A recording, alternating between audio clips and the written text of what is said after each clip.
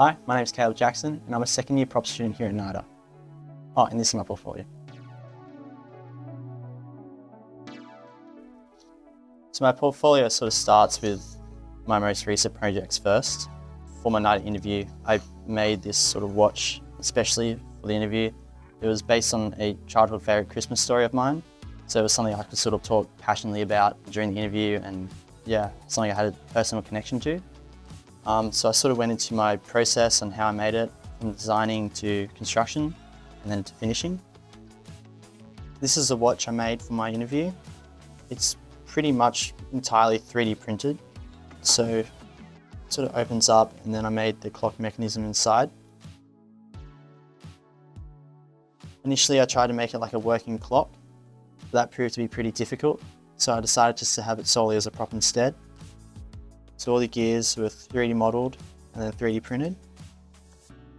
So I do like creating sort of intricate close-up detail work.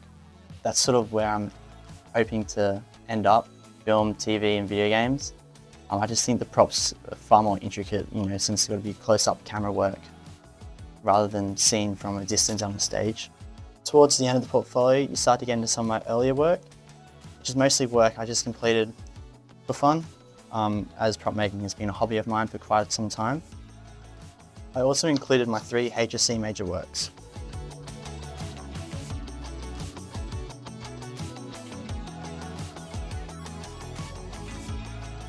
The objects in my portfolio are very heavily based around my favourite forms of media, film, TV and video games.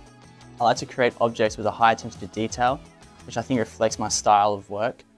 I like to sort of get lost in the details of an object and really perfect them. These forms of media sort of have that high attention to detail, and being the field I wanted to sort of pursue my career in, yeah, I thought it would be a good idea to include that style of work in my portfolio. Advice I have for prospective students is to show passion, even if it's not entirely props and objects related. Like I know some of my classmates had a very visual arts and design based portfolio. So if you're passionate about something, don't be afraid to put it in there. I'd also encourage future students to show growth. So put your early work with your latest work to show that sort of willingness to learn and the natural development of your skills.